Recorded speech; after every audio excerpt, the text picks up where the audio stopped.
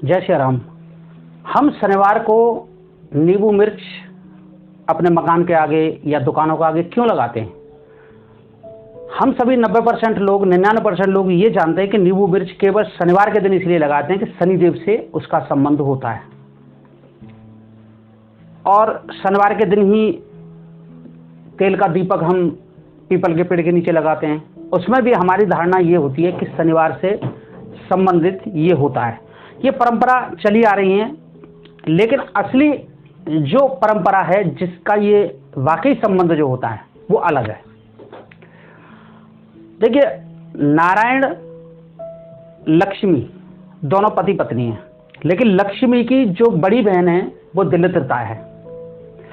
दिलित्रा की शादी कभी हो नहीं रही थी और लक्ष्मी उनसे छोटी बहन है, उनकी शादी नारायण से होनी थी। नारायण के कहने पे दोसा मुनि जी ने शादी करना दिलित्रा के साथ स्वीकार किया और दिलित्रा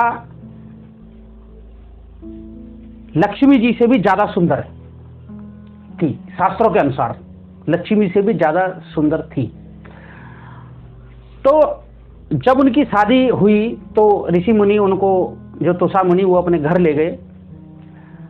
घर ले जाने पर जब जैसे ही उन्होंने घर से हवन हो रहा था घर के अंदर, तो उसकी आवाजें आ रही थी हवन की, तो तुरंत दिलित्रा को हवन पसंद नहीं है। दिलित्रा जो होती है उसमें हवन, पूजा पाठ, दान, गंगा स्नान, ये सब दिलित्रा को बिल्कुल पसंद नहीं है।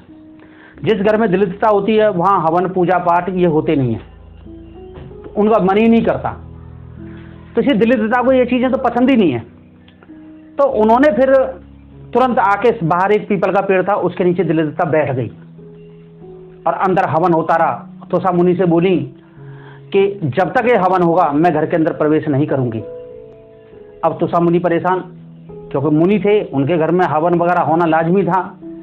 वो बाहर बैठी रही। एक सप्ताह बीत गया। अगले सप्ताह उससे मिलने के लिए नारायण और लक्ष्मी जी आए। शनिवार के दिन मिलने के लिए नारायण और लक्ष्मी जी उनके पास आए। उनसे बोले कि भाई हम आपसे मिलने आए हैं। तो वो मिठाई का डब्बा लेके आए उनसे मिलने के लिए, क्योंकि बहन के यहाँ जाते हैं तो कुछ न कुछ लेके जाते हैं। तो उनकी तो बहन थी, तो उन्होंने डब्बा उठा के फेंक दिया। उन्होंने कहा मुझे तो तीखा और खट्टा दोनों ही पसंद है, तुम जानते हो मुझे मीठा बिल्कुल पसंद नहीं, फिर तुम मीठा लेके मेरे पास क्यों आई? वो बहुत नाराज हुई। तो फिर जब वो गए तो उन्होंने वचन दिया कि भाई हम हर इतवार के शनिवार के दिन आपसे मिलने के लिए हम जरूर आएंगे। ये वचन उन्होंने उसको दिया दिलित्रा को। तो शनिवार का दिन जो था वो उस दिन नारायण और लक्ष्मी दोनों उनसे मिलने आते हैं। लेकिन दिलित्रा बोली कि एक दिन मेरा होना चाहिए सप्ताह में, बाकी तो सभी देवताओं के दिन हैं, लेकिन एक दिन उसमें मेरा होना चाहिए। तो उन्होंने कि कौन सा? कह रहे इतवार का दिन, संडे का दिन मेरा होगा, जिस दिन मैं नाच करूंगी, मैं नाचूंगी उस दिन। तो उस दिन कोई भी पीपल के वृक्ष के नीचे अगर दीपक जलाता है तो उसके घर दिलित्रा आती है। इसलिए संडे के दिन, रविवार के दिन पीपल के नीचे दीपक नहीं जलाया जाता, क्योंकि दिलित्रा उस दिन नाचती है। तो दिलित्रा जो भी दीपक जलाने जाता है उसके साथ वो चल देती है। शनिवार के दिन लक्ष्मी और नारायण दोनों उससे मिलने आते हैं पीपल के पेड़ के नीचे। इसलिए जो भी भक्त अगर पीपल के पेड़ के नीचे दीपक जलाता है शनिवार के दिन, तो वहां लक्ष्मी स्वयं नारायण उसके साथ चलते हैं। लक्ष्मी नारायण उसके यहाँ जाते हैं, मतलब लक्ष्मी की उसके यहाँ कभी कमी नहीं रहती जो इंसान शनिवार के दिन दीपक जलाता है पेड़ के नीचे। अब ऋषि मुनि उनसे बोले, अपने गुरु से बोले कि गुरुजी अब मैं दिलित्रा को कहाँ ले जाऊं? ये जहां हवन यज्ञ होता है वहां तो ये जाएगी नहीं, लेकिन ये कहाँ जाएगी, कहाँ जाना चाहिए इसको? उन्होंने कहा देखो, जिस घर के अंदर रात्रि के समय लोग झूठे बर्तन डाल देते हैं, उन्हें धोते नहीं है, उनके घर दिलित्रा जाएगी। अब देखिए, हमारे पूर्वजों में लोग कहते हैं कि भाई झूठे बर्तनों को मतलब उनमें पानी डाल दिया जाता था। पहली पुरानी परंपरा है कि जब भी भोजन समाप्त होने के बाद अगर धोए ना तो रात को पानी डाल देते थे, पानी में भिगो के डाल देते और सुबह धोते थे। तो पानी डाल देना चाहिए। जिनके घर में पानी नहीं डालते हैं लोग और खाली सूखे बर्तन ऐसे पड़े रहते हैं रात्रि के समय, दलितता उनके घर वास करती है। इसलिए हमेशा जब भी शाम को भोजन करें, भोजन के बाद उसमें के अंदर पानी डाल दें बर्तन के। और देखिए, नींबू और मिर्च कभी भी एक साथ टोकरी में नहीं रखे जाते। नींबू अलग रखे जाते हैं, मिर्च अलग रखी जाती हैं। हम फ्रिज के अंदर जब नींबू मिर्च एक साथ रखेंगे तो दलितता उस घर में आ जाती है। तो इसलिए फ्रिज के अंदर आप नींबू मिर्च भी रखें तो अलग अलग रखें, एक तरफ नींबू एक तरफ मिर्च, एक साथ कभी टोकरी में नहीं रखे जाते। और हम मिठाई फ्रिज के अंदर रखते हैं।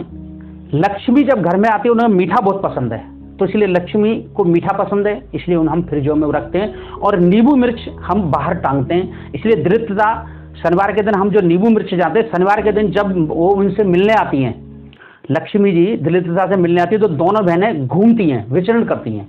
तो जिन घर के बाहर नींबू मिर्च होते हैं तो वही दरिद्रता तो अपना भोजन बाहर से बाहर ले लेती है। और लक्ष्मी उन घरों में जिसमें मीठा होता है वहां पर प्रवेश करती है शनिवार के दिन। तो इसलिए लोग शनिवार के दिन मीठा भी घर में रखते हैं।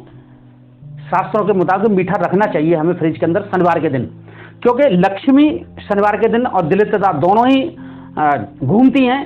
इसलिए शनिवार के दिन लोग घर के बाहर नींबू मिर्च टांगते हैं, जिससे कि दलितता वहीं से अपना भोजन ले और वापस चली जाए और लक्ष्मी अंदर आए, अंदर जाके अपना भोजन ले। इसलिए लोग शनिवार के दिन मीठा रखना चाहिए घरों में फ्रिज के अंदर। और नींबू मिर्च कभी एक साथ नहीं रखते, नींबू मिर्च बाहर टांग दिए जाते हैं ताकि दलितता बाहर से लेके भी चला जाए।